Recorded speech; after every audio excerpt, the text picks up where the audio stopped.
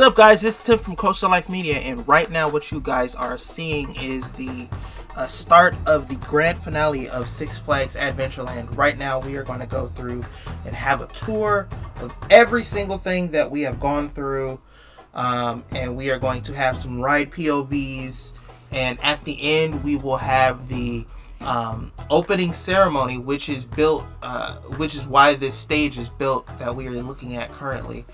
So we are going to go ahead and enter the park. First, we are going to stop by guest relations. This was one of the earlier things that I built, and originally I built this building to hide some spawn points in here. They are no longer there. They are actually, the spawn points are in the backstage areas of the park and in the hotel, if I'm not mistaken. So what I did was I kind of went through and created a more upscale version of the guest relations, or not actually the guest relations, the membership building in Six Flags Great America, which is basically a building where you come in if you purchased a membership or you purchased a season pass. You would come and have it activated. They would give you water, the big drink bottles and all of that, and you would go and purchase meal plans if you wanted to. And this is basically what that was built to replicate. What I did was I created for the main gate something really simple, nothing extravagant. I did not want it to be something extraordinary for the entrance, because this park specifically focuses more on rides than any other park. Why? Because I wanted this to be the most modern and most recent park that would exist within the park chain. Of course, we have some of the classic parks in the Six Flags chain where architecture and all of those things are on the high point. This, however, being built, it would have been built around 2015 or so from the ground up. I decided to make it seem like this was a more simple thing that they did. They decided to keep their money more focused on the ride experience than things as trivial as entrances. We have LED screens and all of that are up there. Of course, they play videos. At certain times, they might play specific presentations if need be. But we have metal detectors in all of these, and we also have security guards that are here. So we are going to go right here past the security building, or the security office that is right here in the major area of the park, and past the Flash Pass building. And we are going to come to the first ride of the park. We're not going to get on this ride because it takes forever. But this is the Sky Wheel, the first ride of this park. I love this area more specifically because it is just overcome with trees and life, and it just looks so pretty. It looks like we're in a garden, honestly. And when you come and look at it, it's just a very beautiful way to be, a very beautiful place to be in, and I love that. So if we go ahead and leave the Skywheel, because like I said, it takes forever to do that, we're gonna go over here past the bathrooms and all of that. We have stroller rental and wheelchair rental. This building, I don't know if you remember all the way from early on in this season, this is based on a building at Six Flags Magic Mountain. I tried to keep it as close to that building as possible. It actually serves the exact same purpose as the Six Flags photos. I wanted to kind of pay homage to some of the parks that I've been to by trying to replicate certain things in their parks. So that's what I did with this, as well as with this building, which would be the Six Flags Emporium. Every Six Flags park that I've been through, or I've been to, has an emporium where basically you can get all of the Six Flags merch and gear. The game is paused, by the way, so I'm going to be clipping through a lot of people during this video, but you get all this gear and stuff. It's not like completely decked out. And that's the thing that I wanted to make sure that I said during this video.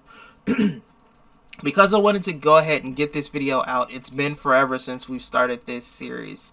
I wanted to go ahead and get this video out. I made the decision to not complete everything. There are small details that are still incomplete that if you wanted to download this park, I fully appreciate if you wanted to in the first place, because I don't know why you would. But if you did want to download this park, I am now stuck on top of a... I think we're going to have to go ahead and get out. I am now stuck on that. If you wanted to download this park, I would first of all be shocked, like why, but also...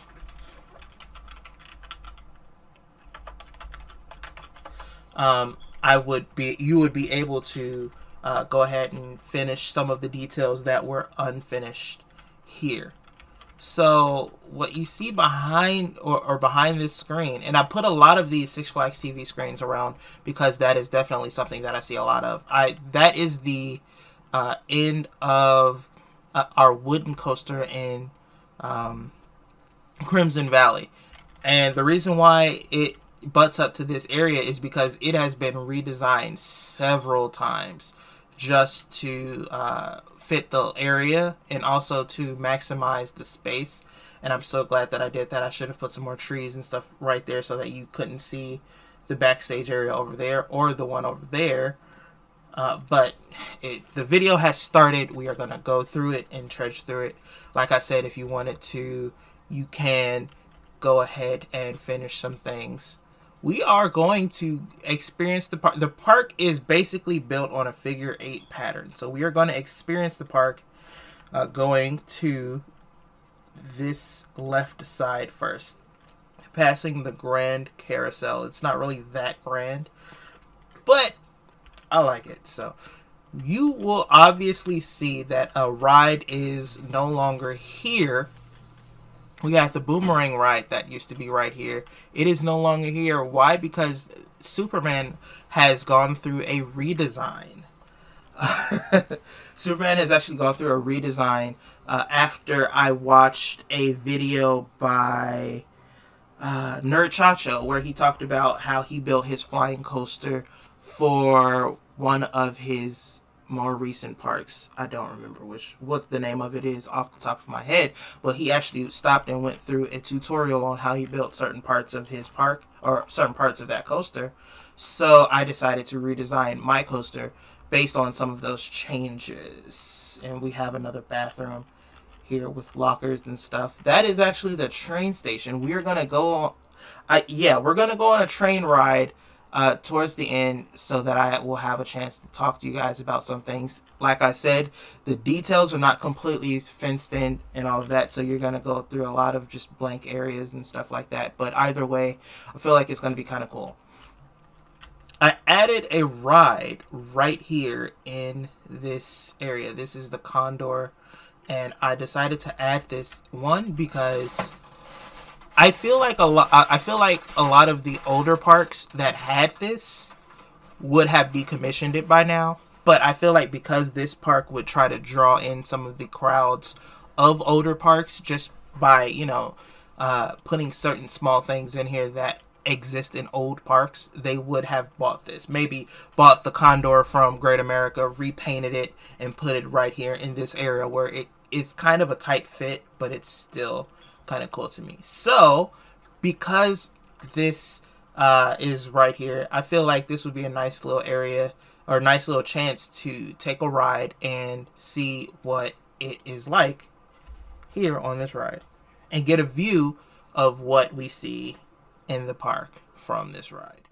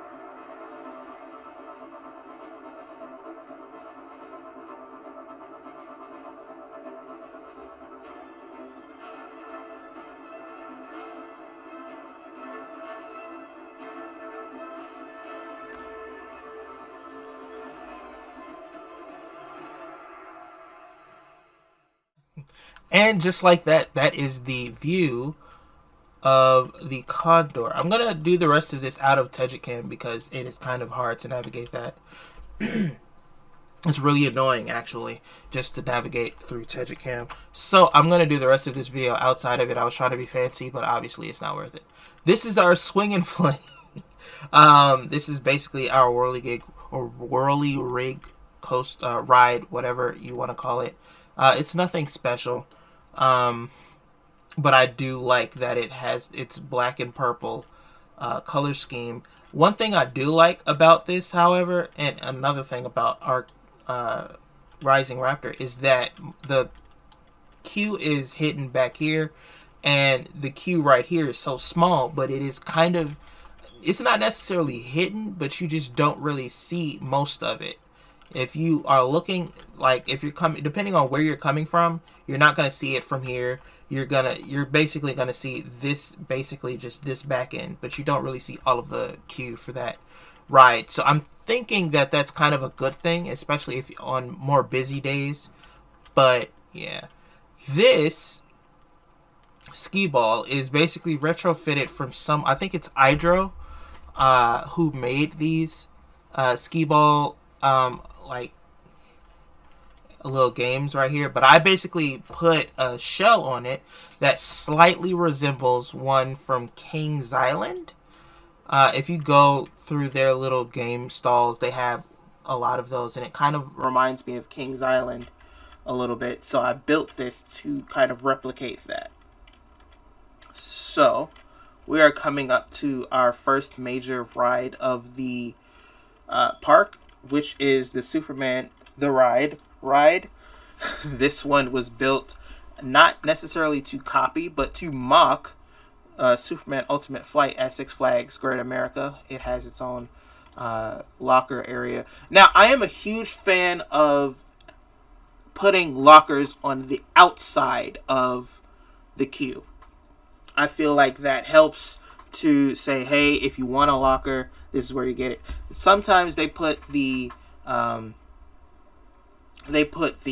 lockers like within the queue. I think for Superman Ultimate Flight at Great America, it's within the queue, and I hate that. They also have vending machines, which I do kind of think is weird, but obviously not too weird because we put them here. Well, only in the Fast Pass or the Flash Pass area. So, you know, if you have a Flash Pass, I feel like you have time anyway. I wanted to go with a more boring and covered front queue. This one is obviously not that glamorous. You basically come in. You have the ropes that you can drop if it's a more empty day in the park, and you can basically rearrange the queue.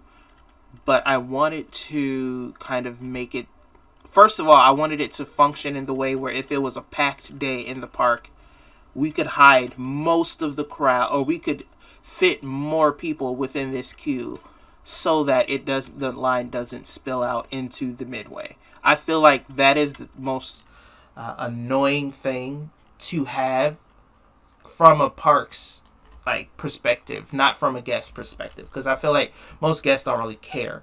But from a park's perspective, if you have everything trying to function within the same time,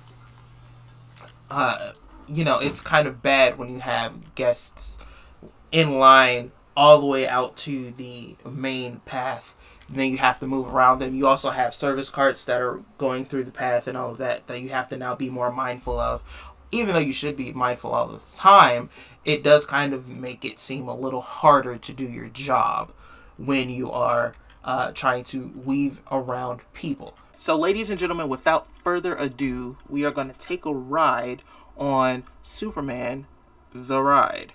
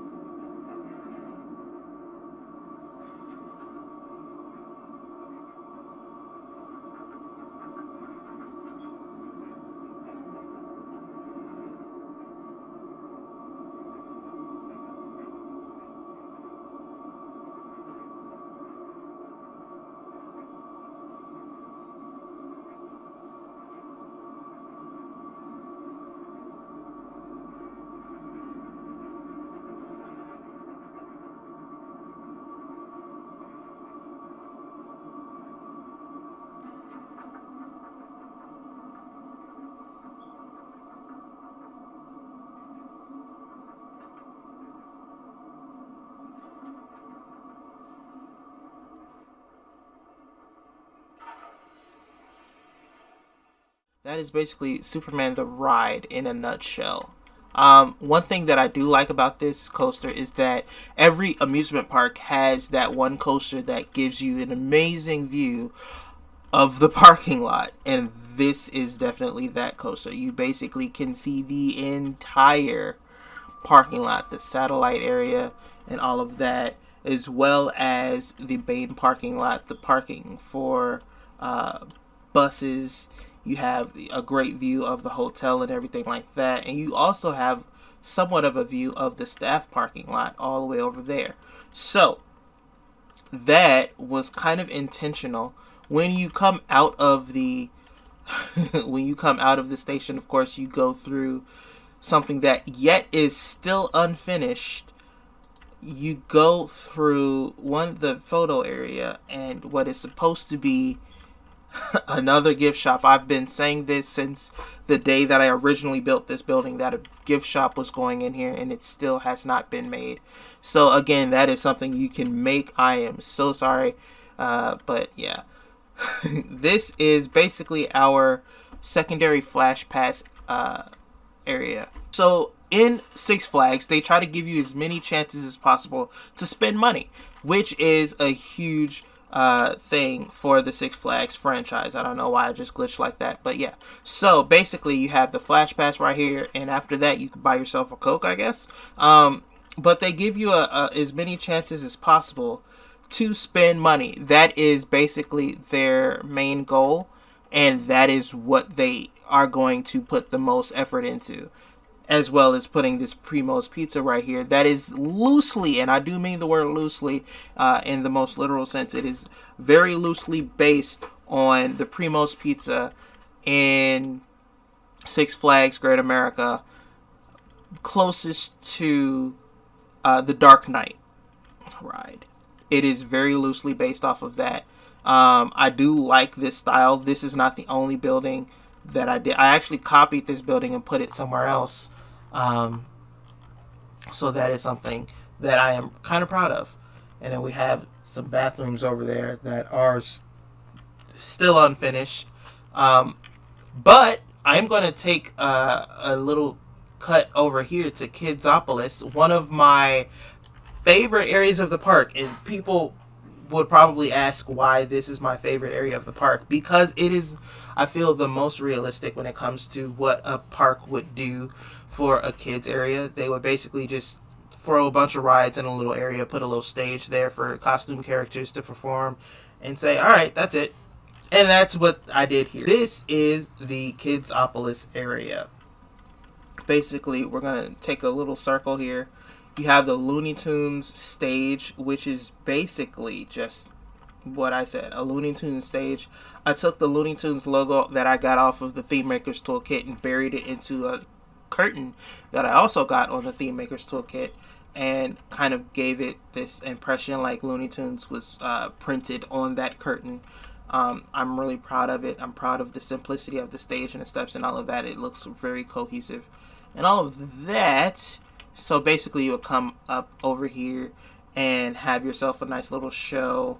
It would dance around or whatever. Then you have the ride Zoom, which is basically a nice little car ride around this little track right here. That's literally it. It's just that, but it's mainly for kids, just to hold their attention for a little while. You have the Star Wheel, which is again just a smaller version of the Sky Wheel that was up by the main entrance just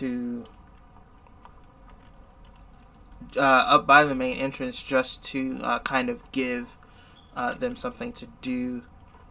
And I've never come up with a name for this. I still, to this day, I don't have a name for whatever this ride is. But it just spins and all of that. And I feel like that's kind of interesting. So that's that. That is basically Kidsopolis in a nutshell. I'm going to give you an overview to explain. There used to be a covered seating area right here. I took that out because I felt like that was taking up a lot of space. And I feel like in a kid's area, you want to have as much visibility as possible. You don't want to have anything obscuring your view just in case your child is doing something unsafe. You have somebody speaking to your child that you do not know. I feel like you would want to have as much visibility as possible. And that is what I did here. So because of that, I took those out, and basically the only seating area within this park is over here. But yes, I took the giant covers off of this area right there. Next, we are going to go to Fireball, which is a very popular type of ride in most Six Flags parks. I have no idea why. But that is why I basically built the size of the queue that I built. This, in real life, this ride would have a queue kind of filled to this capacity. I have no idea why. It literally just goes around in a circle, and then it goes backwards, and then it does a bunch of loops and whatever. Usually I skip it. When Great America got theirs, of course, I went to try it, and I was like, woo, but whatever. But like after that, I've just decided I'm going to skip it. And I haven't been on it since then. So why break tradition now, I guess? We have Flamethrower, which is one of the more recent coasters that I built. I replaced Riddler's Revenge with Flamethrower because I feel like it was unrealistic to have a traditional aero coaster, or even something close to an aero coaster, in a park built in 2015. A time where, as you may or may not know, aero development has long since been out of business. They are no longer in operation. Their assets were sold to S&S, which would kind of be who would build a ride like this. This kind of does give me S&S vibes, the track layout. So I feel like that does kind of fit that one coaster was replaced with another. So we are going to take a ride on this because I really wanted to show some of the changes in this ride's layout.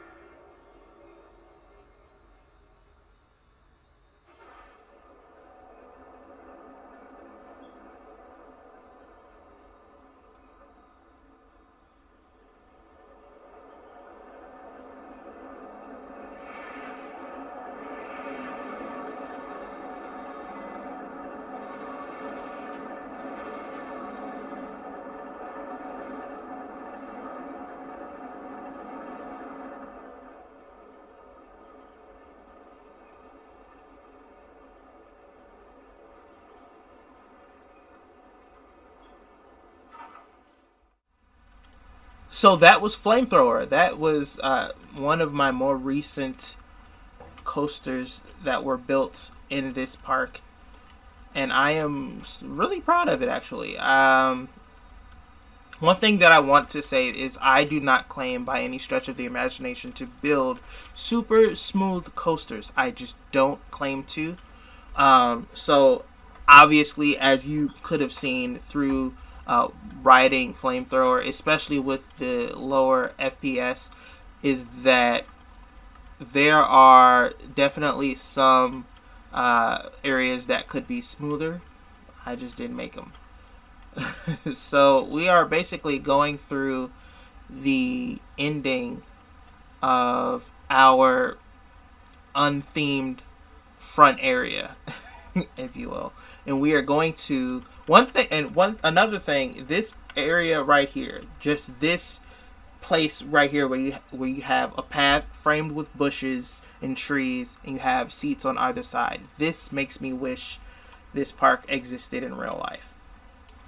The beauty of this area, the shade, the peacefulness of this one area. I literally can hear the screams of people on Flamethrower in my mind when I am sitting right here. It feels like it's real to me. So I really wish that this park existed in real life. And we have another Adventureland train co. We have another train station for our train. Like I said, that's going to be the last thing that we ride because it does take the longest. But right now we are going to go into Chi-Town, which is another area that I am proud of because I took the time to basically build a part of this park that represents where I am from, which is Chicago, if you guys couldn't tell.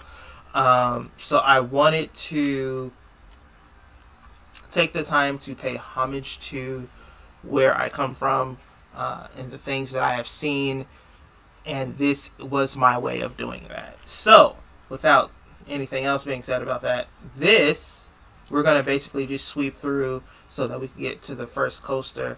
This is West Side Swing, which is basically swing ride that's rust colored, and that's for a reason.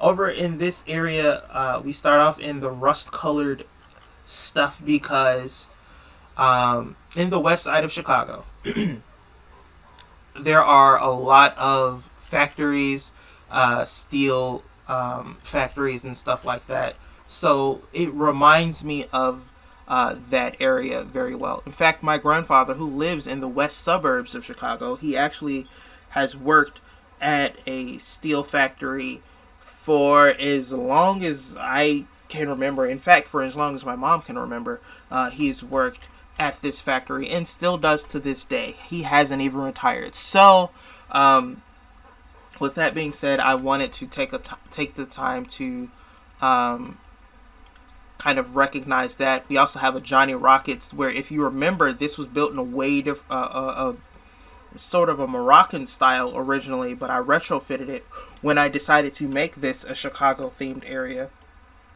This is loosely based off of one of the Johnny Rockets in Six Flags Magic Mountain, where they have the 3 windows and then they basically have the seating area covered underneath this area right here. I feel like I did a pretty good job of making that look how I wanted it to. Behind us, there's nothing really special. You can see the station for Flamethrower right here. This was supposed to be a gift shop. Again, if you pick up this park, which, like I said, I don't know why you would want to, but if you decide to, first of all, thank you. Second of all, you can deck it out however you want to. We also have an ice cream shop right here that is not really... yeah, nothing really was done in there either. These are things that I'm noticing that I had on my to-do list that I never got around to, unfortunately. This, however, is something that I am proud of. The Chicago Screamer. This is our RMC coaster.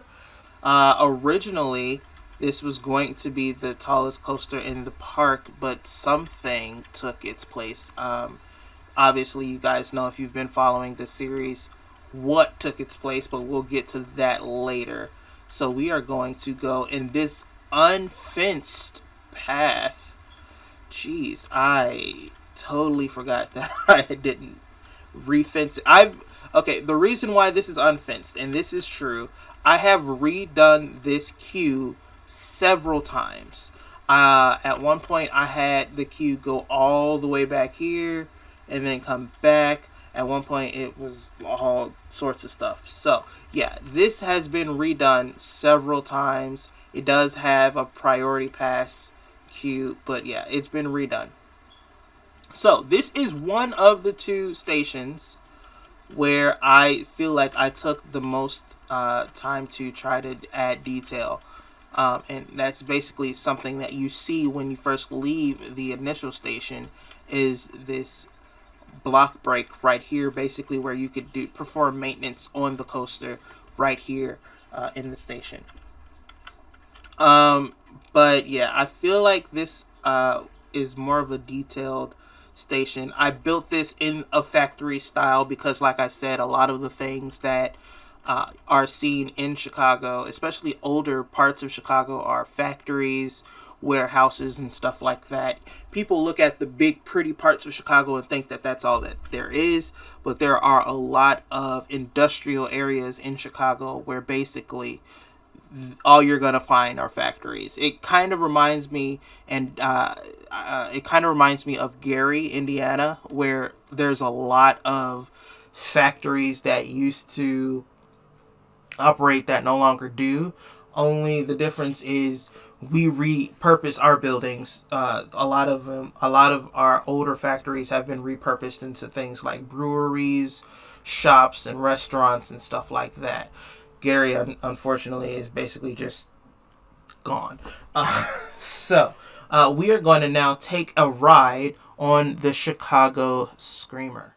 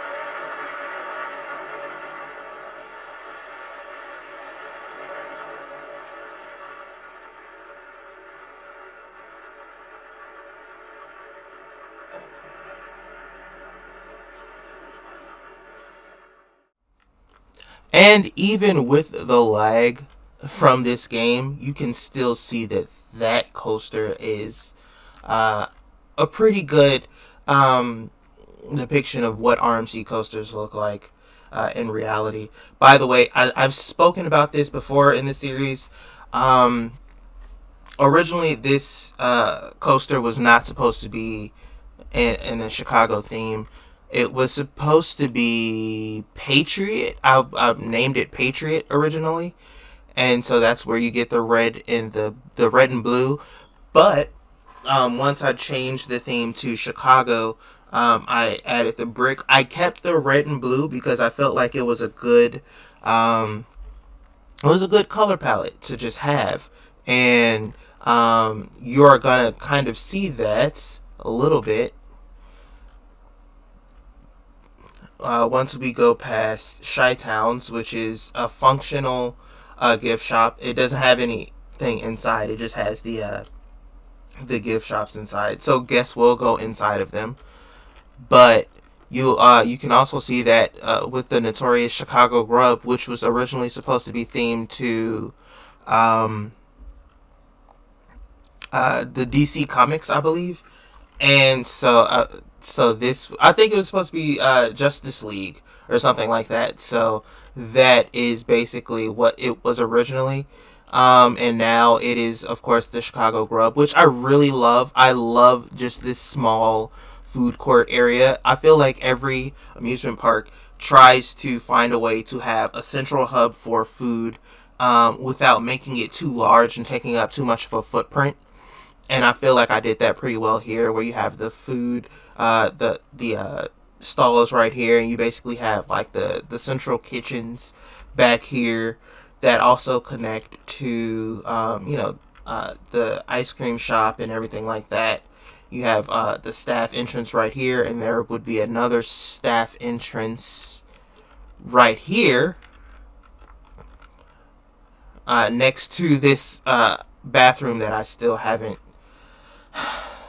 changed over yet. But now we are going to ride this small antique auto ride that I made. It is called Lakeshore Drive, which technically I should change the name because Lakeshore Drive no longer exists in Chicago. It is now Lakeshore du Sable or something like that. It was renamed to honor John Baptiste du Sable, the man who discovered Chicago, or founded it or whatever. So technically Lakeshore Drive in that name no longer exists. But yeah, maybe I'll rename it, maybe I won't. I don't know. But we are going to take a quick ride and see how it goes.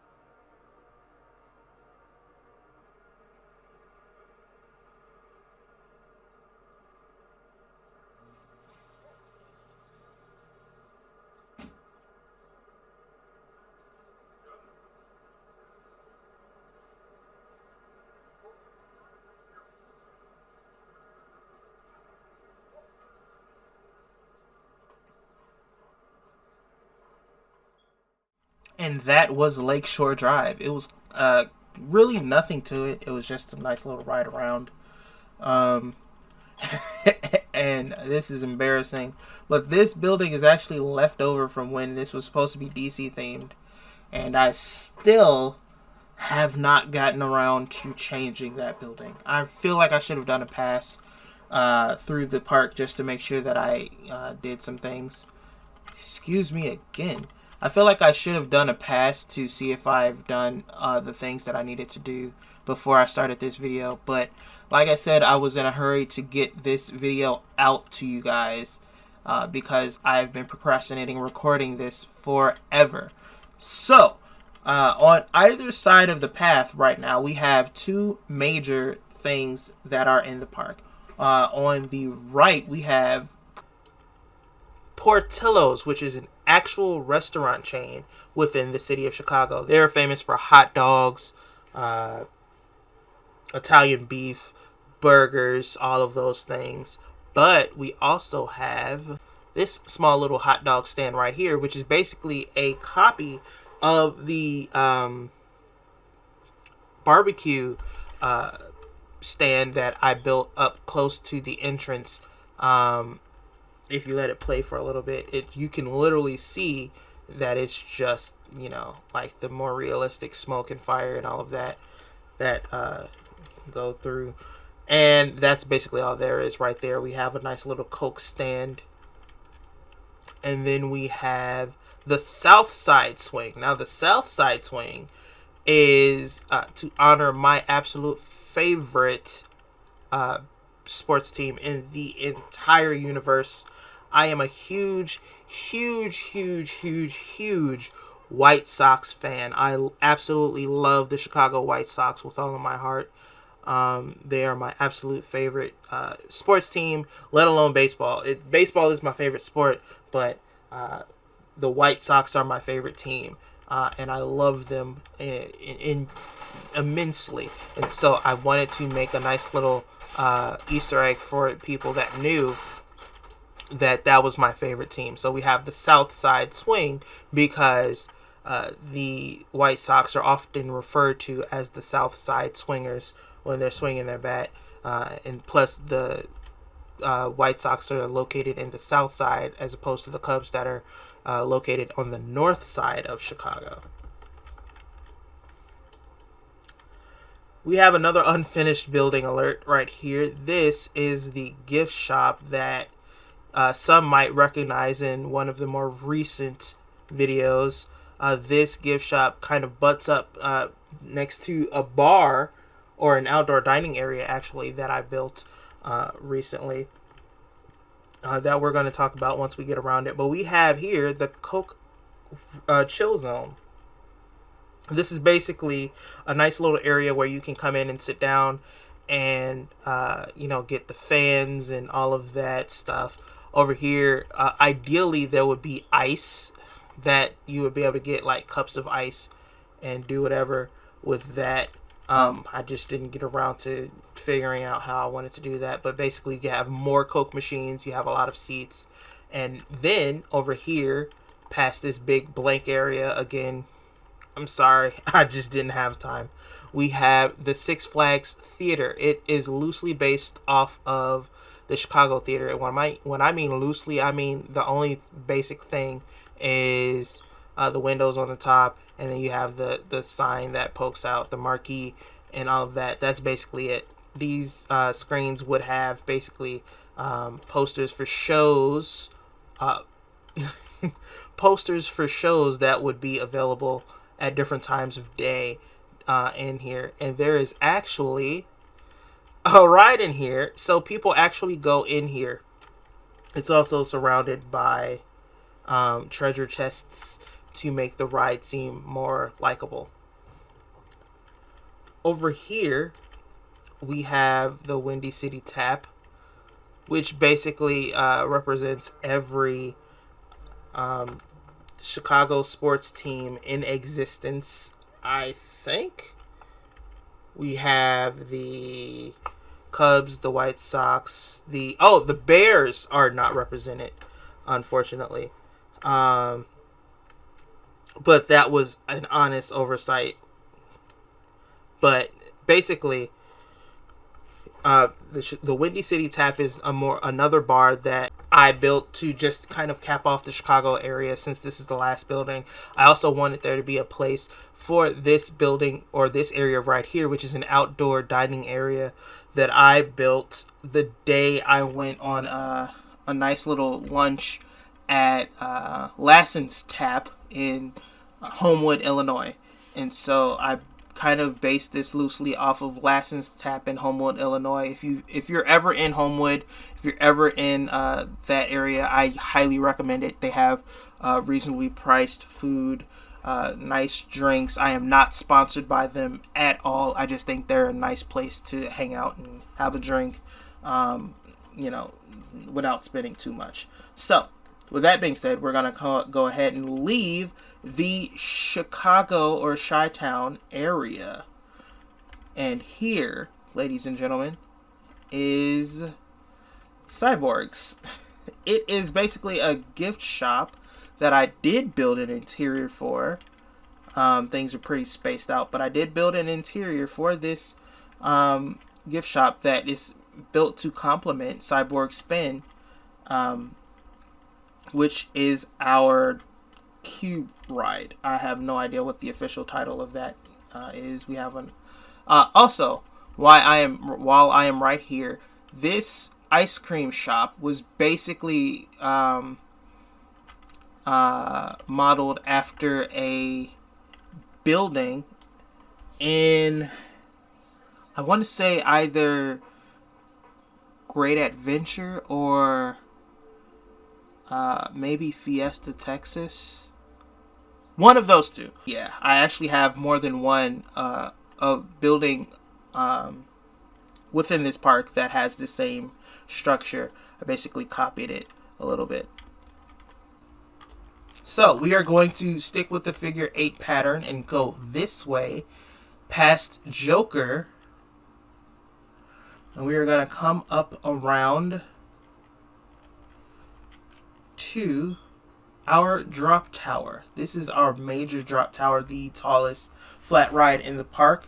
And originally it was, I forget what it was called actually, but it was not a drop tower. It was basically just the observation wheel or observation tower. I changed that midway through this series because I wanted to kind of add a huge drop tower. I changed the queue around, so most of it is hidden.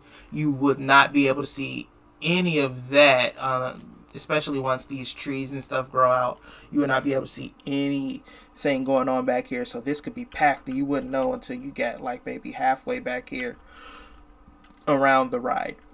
So we're going to take a ride.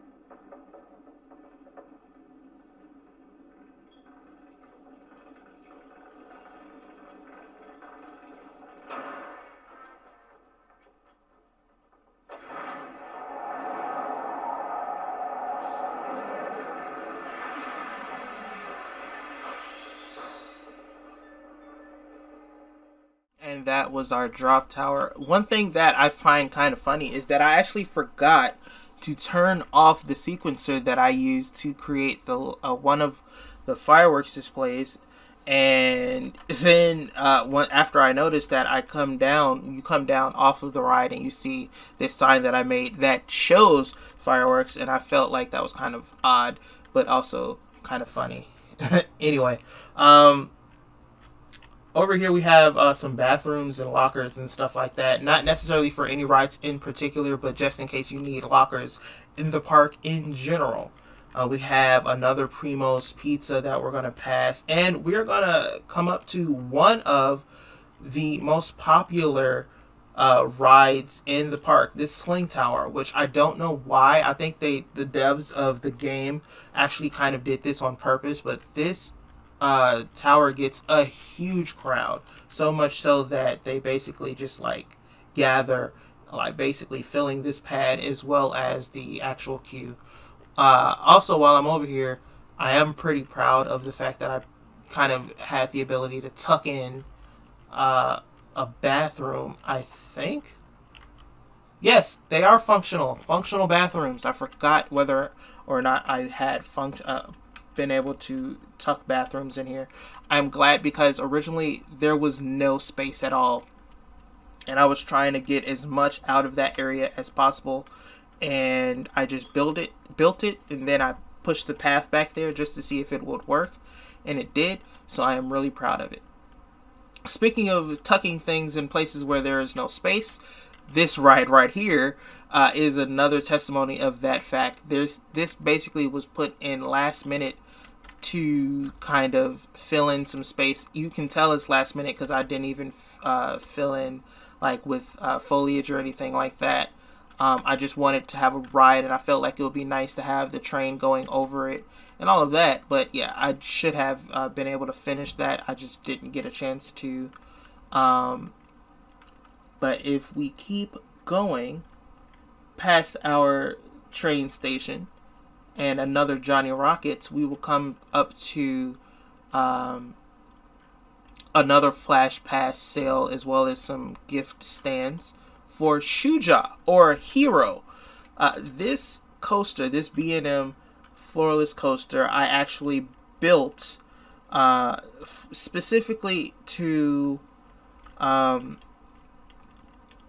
go against the traditional Six Flags motto of naming things after DC heroes. And there are coasters and rides obviously named after DC heroes in this park, but I wanted to go with the idea of what if for any reason they lost their IP licensing agreement with Warner Brothers, and they had to come up with they had to retrofit their hero names with something else. So I basically just went through and found Shuja, which basically means hero in Swahili, and that is what this coaster is named after. It is for some they will call it Hero, others will call it Shuja.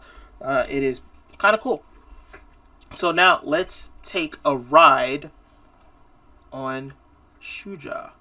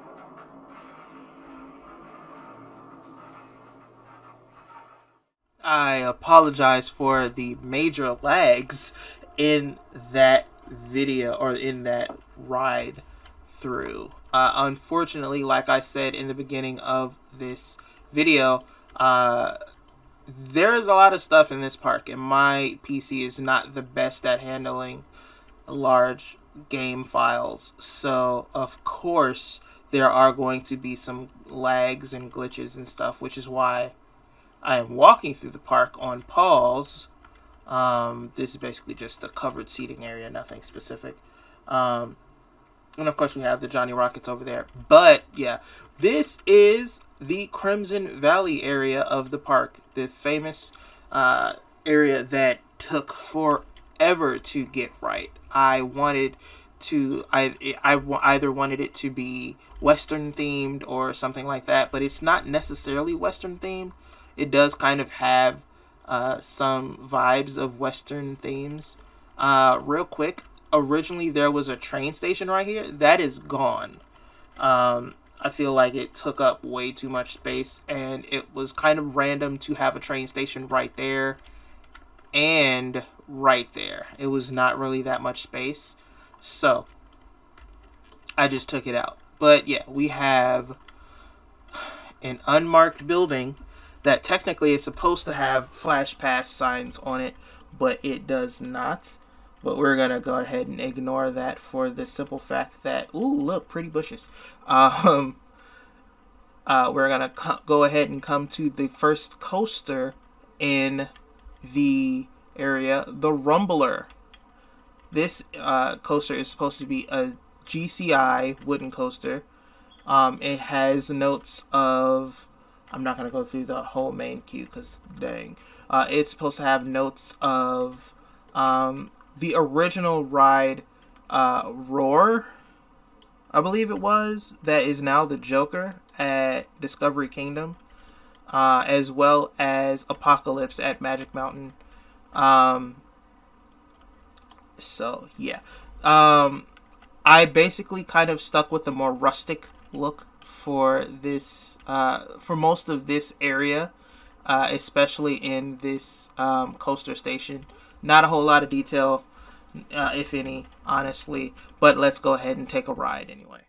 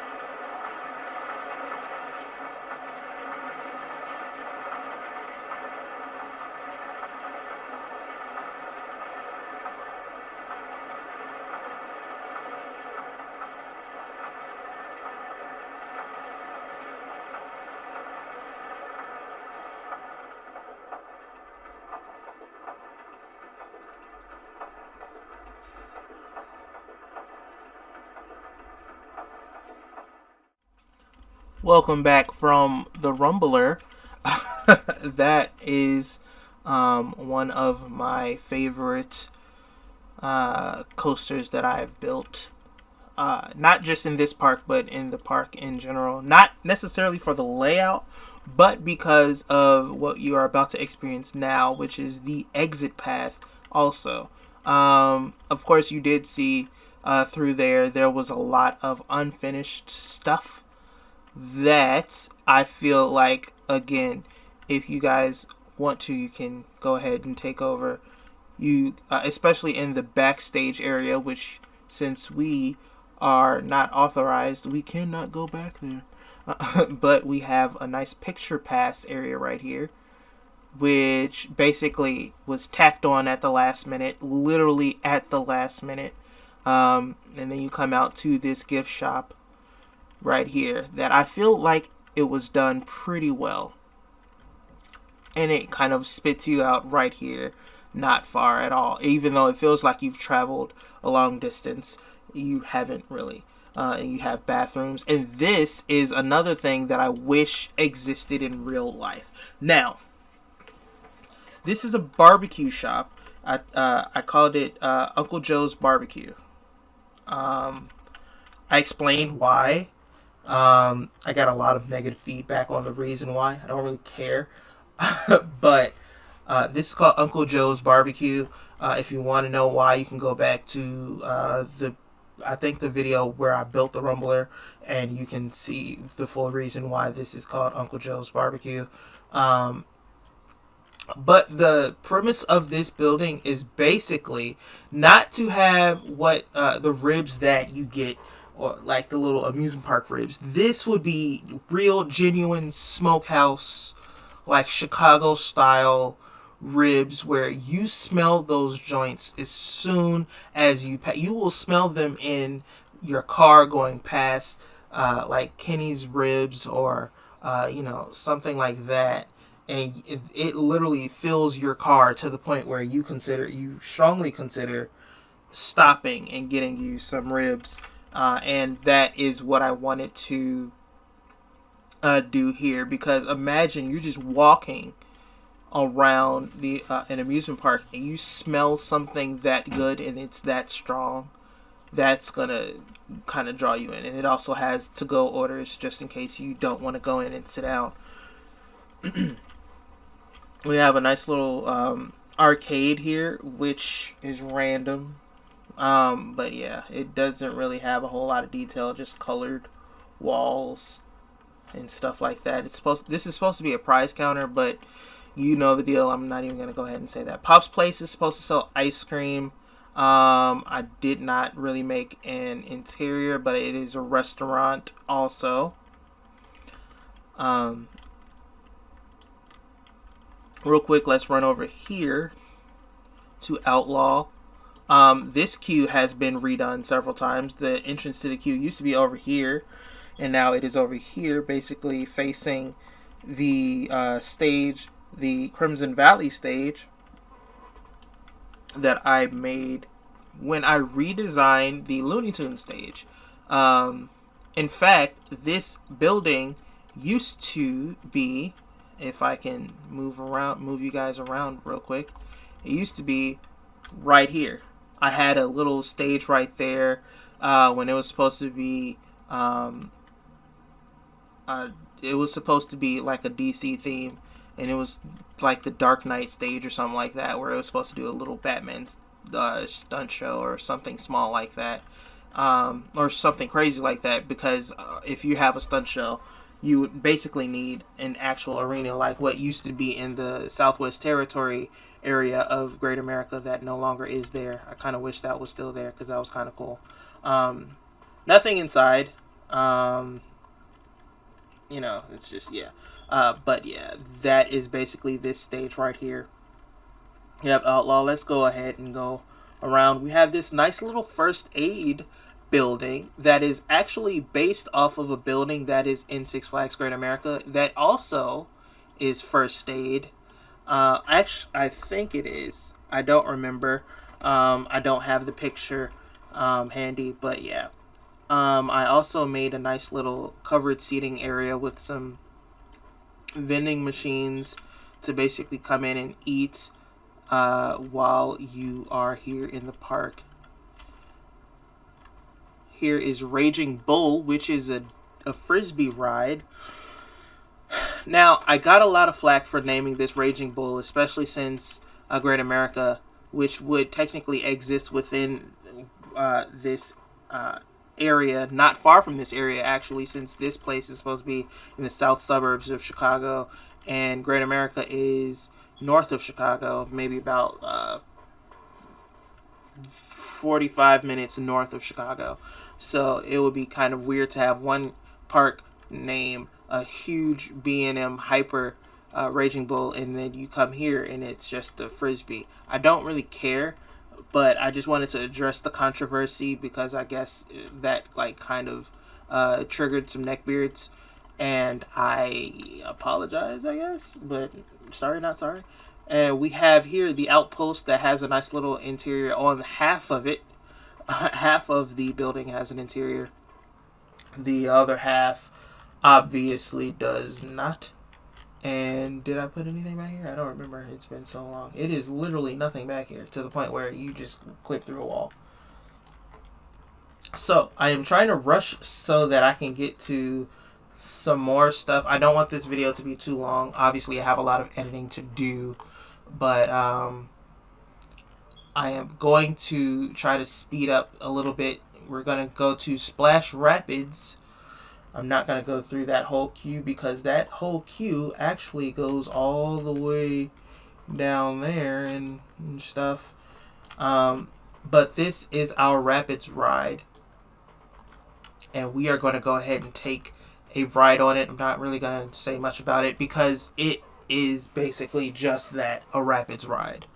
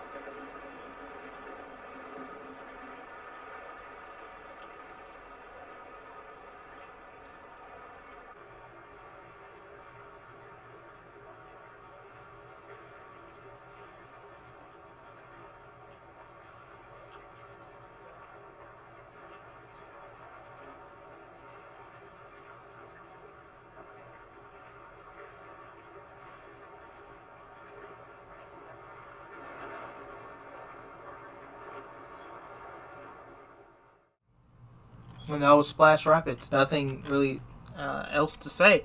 I really love if I can take a moment, I really love the fact that foliage basically frames every view that you can get in this ride. Originally, this ride was basically just one big pool.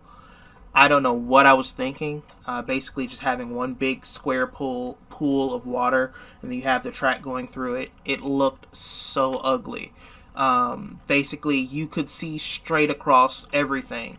I love this because basically you don't know where you're going until you're going there. And I feel like that in itself is a testament to a good rapids ride, to where you can't really see the track, or you don't know the full layout until you're experiencing it. You have a lot of these splash moments right here. I feel like, of course, the foliage kind of takes take carries out a lot of the scenery work, so that you can kind of get away with having these PVC pipe looking structures that spray water throughout the ride. I really like how that came out. I'm really proud of it. It's simple. It's got a simple station, just a square shaped station, and that's all I really wanted it to be. We have a nice little another stand where you can get a flash pass to gift areas right here. We have rust buckets, which is our I forget what it is, but it basically just goes around in a circle.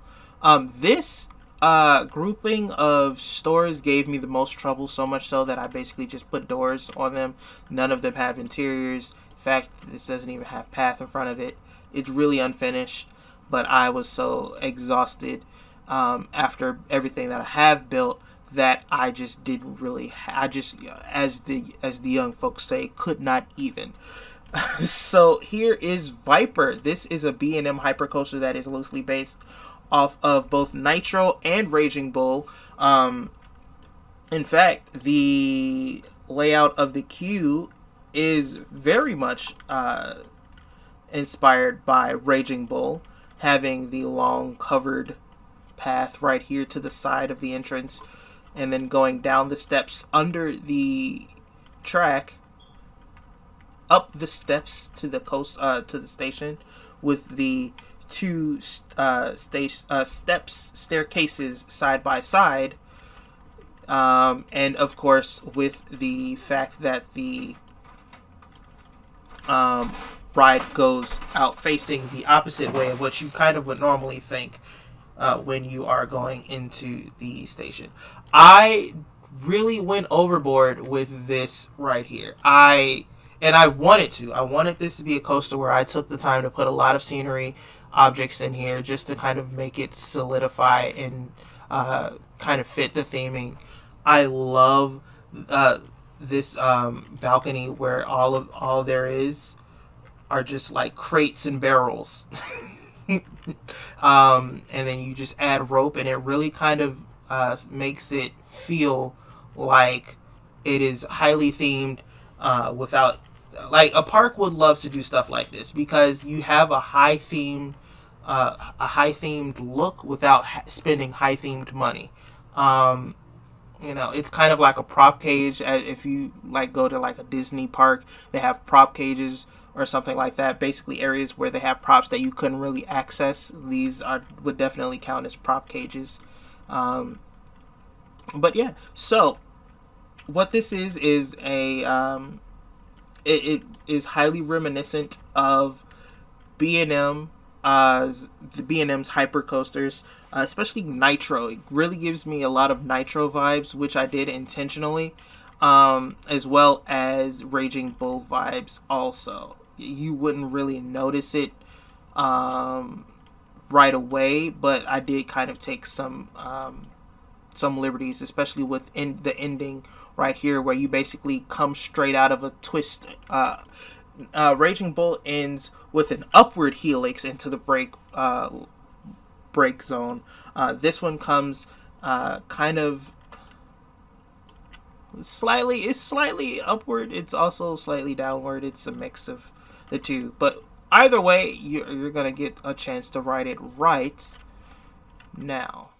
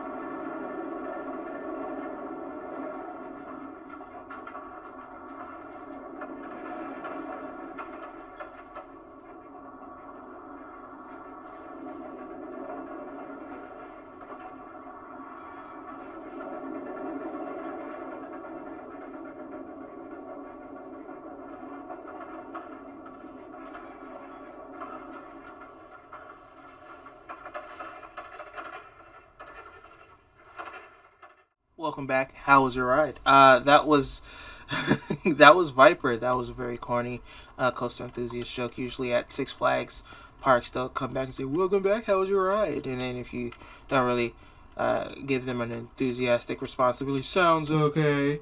It's really kind of annoying, but cute little whatever. We were coming out of the exit path past a maintenance shed right here, and the photo booth, as well as the flash pass booth, to end up right back where we started. And that is basically the layout for Viper. We are nearing the end of our tour, passing Monsieur Frites right here, grab and go. We are going to go on to Phantom. That is one of the most recent coasters, so I feel like I don't really have to do much of an explanation with this. It's basically inspired off of Mr. Freeze. I used an SLC. Actually, no, that is not right. It's not SLC. It is... Gosh, what is it? A Schwarzkopf. I used a Schwarzkopf coaster track model to carry out this ride. It's basically the Schwarzkopf track that I used is supposed to be used for shuttle coasters, which technically this classifies as. So makes sense to me. This path, this queue is kind of massive and definitely hidden well. You would not really get to see like everything all the way back there. But yeah, it is hidden well. I don't know why I still have people standing right here. I think they are stuck, and I will deal with that later. That's another thing. Once your park gets filled, it gets kind of weird where guests would literally just get stuck in random places, like just at exit paths or something like that. It's annoying. I don't know why it does that, but yeah. Like, you got all of these people that are stuck here just because the game is, like, lagged. Let's try and set them free. We got about 139 people. Like, usually if you move them, like, that'll kind of help them be able to get out. And I guess we'll see for sure. We're going to take a break and handle this situation. Yep, it's working. See there? I don't know why this game does that.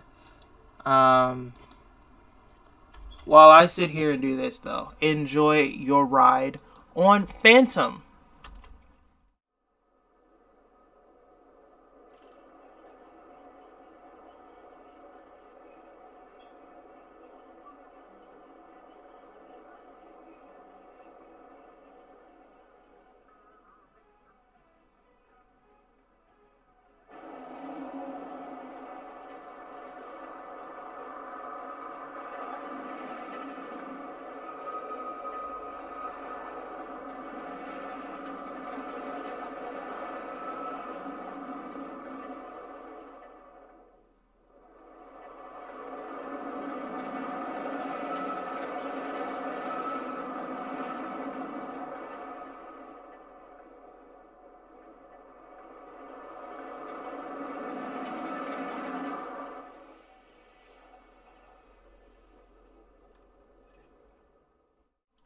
Once again, welcome back. How was your ride?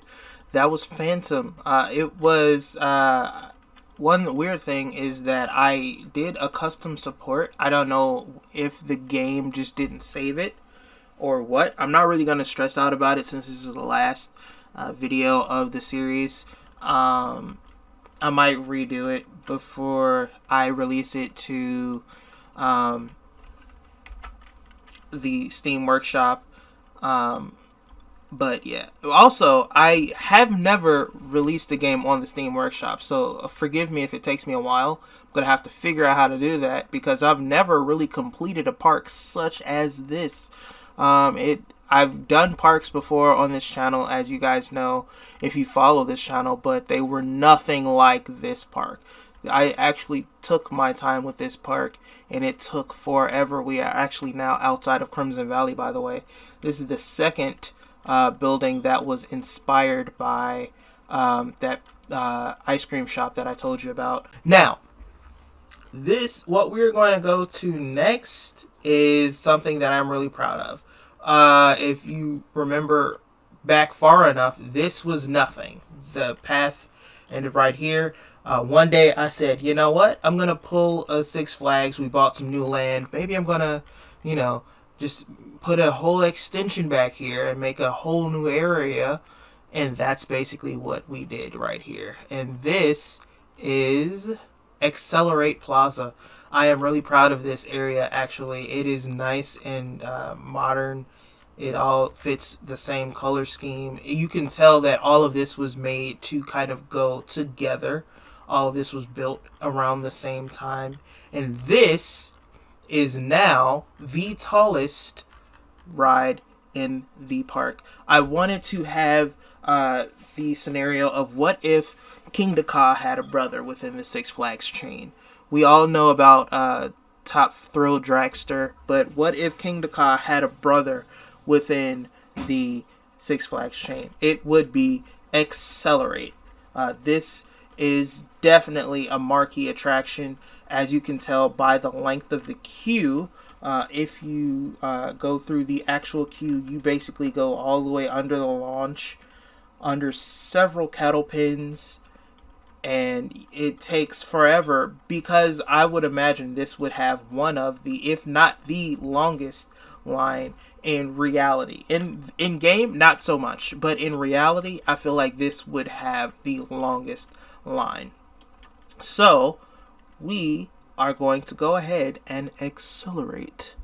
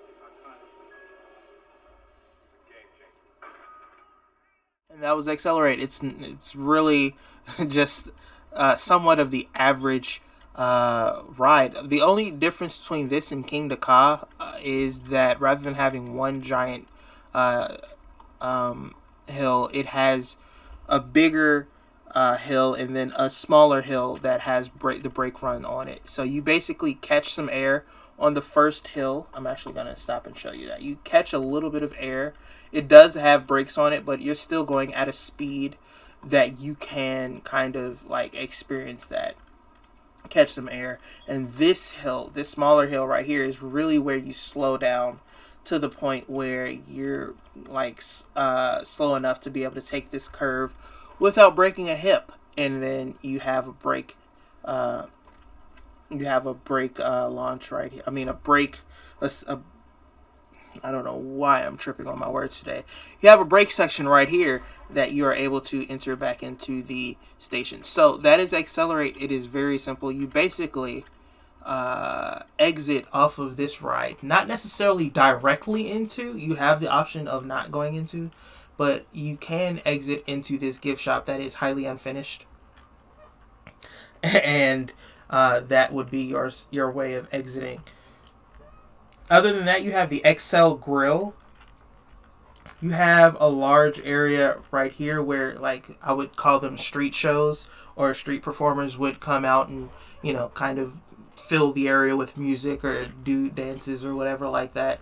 Just to, add to the atmosphere.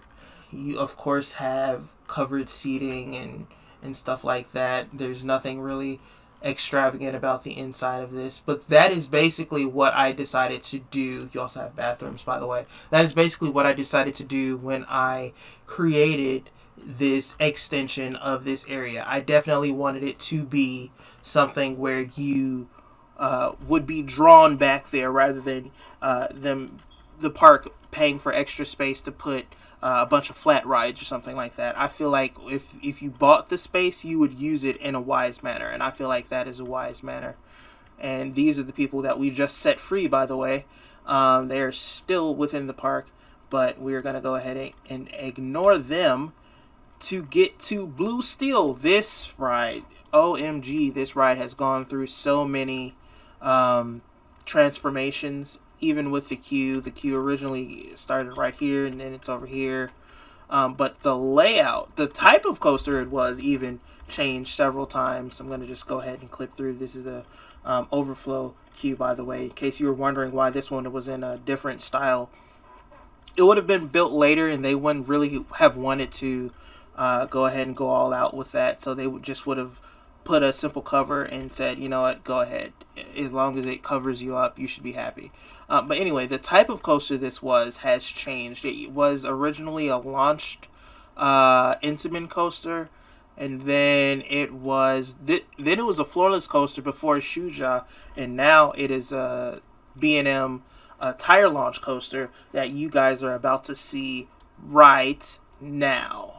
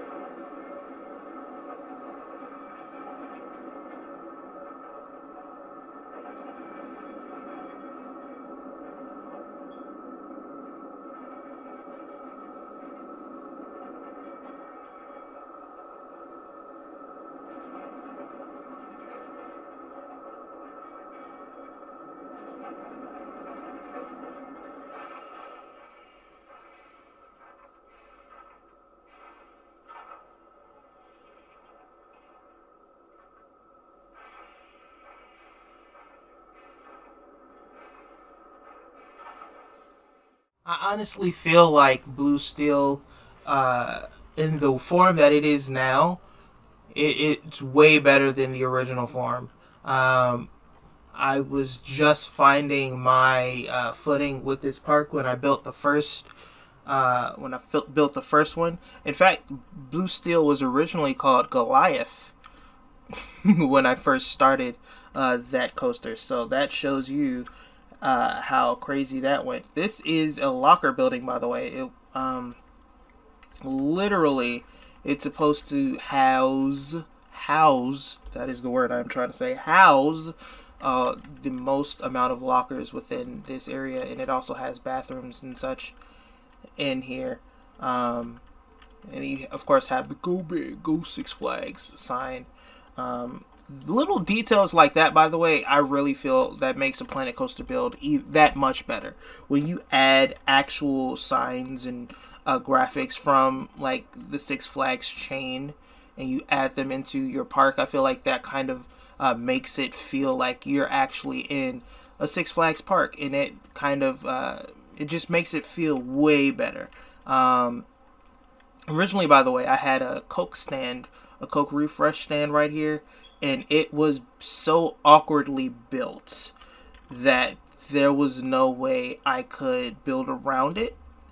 So rather than just keep it there and be stubborn, I decided to tear it down and build this Jake's Burgers and Shakes, which is based off of the Jake's in Great Adventure.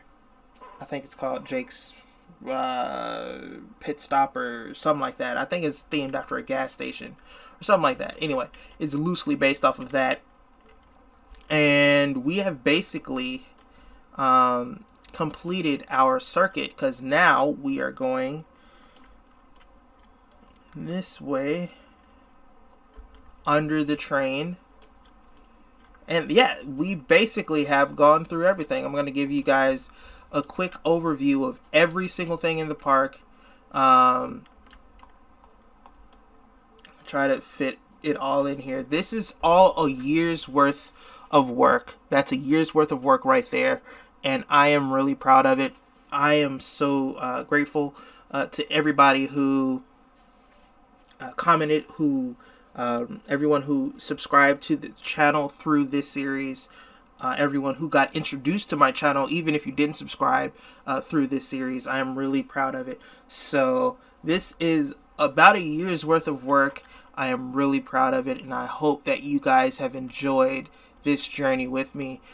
We have 2 things left to do, and then we are out of here. So what I'm going to do is I am going to let you guys ride the train if you guys want to, and then we are going to go ahead and enjoy the very short opening ceremony of this park, declaring this park open, not just in the lore of this game, but open as in once I figure out how to, I will be uploading this park to the Steam Workshop. So let's get on the train.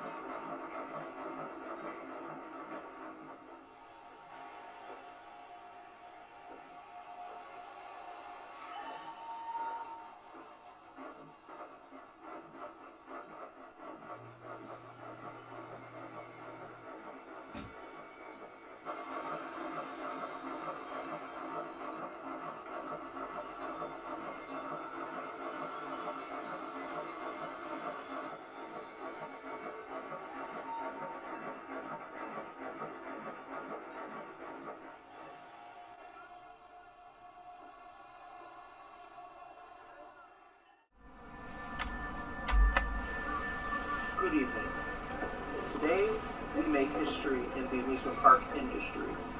After years of preparation and hard work, today is the day we open this park to the public.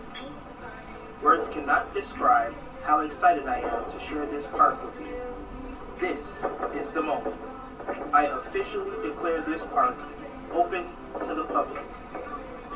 Ladies and gentlemen, welcome to Six Flags Adventureland. Let the thrills begin.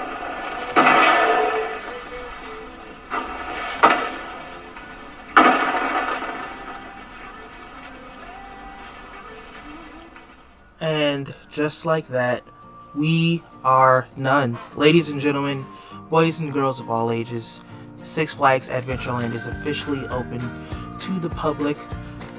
First of all, before I sign off, I'd like to say thank you to two very special channels. First of all, Nerd Chacho, who basically inspired this series with his series, basically following the same guidelines, except for Six Flags, it was Cedar Fair. And also, I would love to give a huge shout out and a thank you to the guys over at M&J Games for their support. Every video they watched, they took the time to comment and give me tips and advice, ask questions, all of that. Thank you guys so much. I really appreciate that. You guys are amazing. If you guys have not heard of their channel, it is way better than mine. Their builds are incredible, and I love every single video that they come up with. Other than not just that, but they're kind of cool people. You know, they take the time to make vlogs and stuff like that.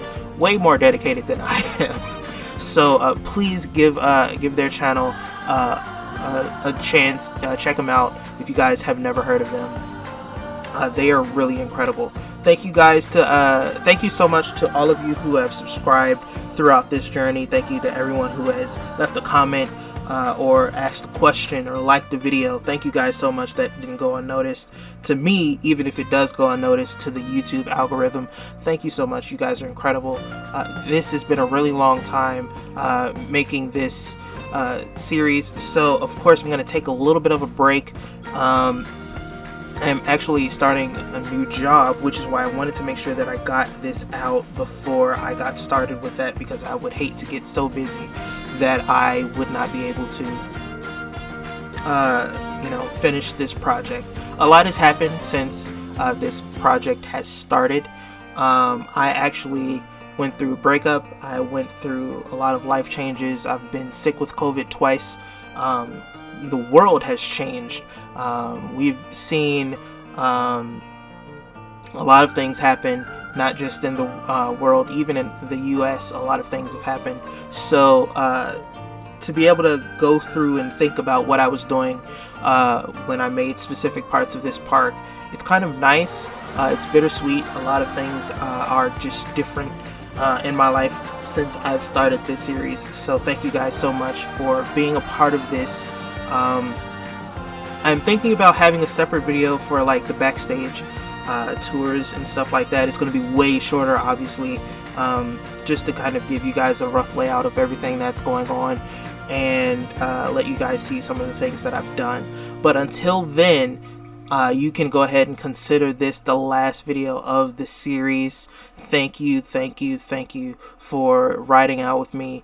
And until next time, my name is Tim from Coaster Life Media, and I will see you in the next video. Bye, guys.